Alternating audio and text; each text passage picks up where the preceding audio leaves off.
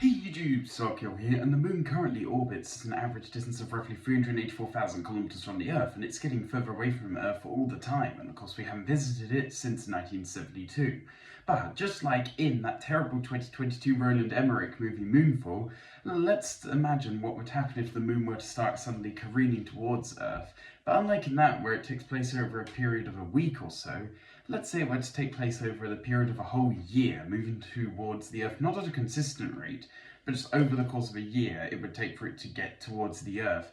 In the first 2 months, not much would change. People would notice, using astronomical observations, that the moon was coming close to Earth, but you wouldn't have actually been able to really discern that with the naked eye. But after this, it's really where things start to get bad. After 2 months, the moon's pull on tides, which is of course already happening all the time, would have gotten noticeably stronger. It would start affecting coastal cities. It would be like a huge amount of ice were to have just suddenly melted at once and would now be filling up the oceans. And the coastal cities would be under attack, and the internet, for example, would start to struggle, not because of things like undersea cables being attacked, but because these terminals where undersea cables carrying the internet onto the shore so people can use it would be flooded, and then of course unflooded when the tide comes back out. But the thing is, the internet would start to break down, social order would also likely start to break down. There'd be some countries that would just almost certainly try to ignore it. But anyway, after 6 months, halfway, the moon would be 190,000 kilometers away, so it would be basically halfway there, and it would be much brighter and larger in the night sky. It would be brighter than something like even a supernova, even though of course we haven't seen those in our lifetimes.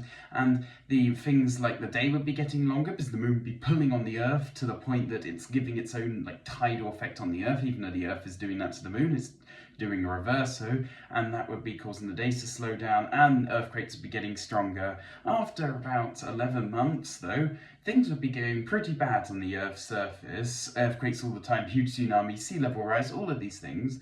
But hey, at least the moon wouldn't exist anymore because it would reach at 18,000 kilometers the Earth's Roche limit. The Roche limit is an area around any object with mass and therefore gravity, where any other object around it of low mass will be torn apart by its tidal gravitational forces. At 18,000 kilometers, the moon would disintegrate into a billion different pieces, and these would all rain down on the Earth, causing loads of chaos and destruction and probably wiping humanity and all other life out.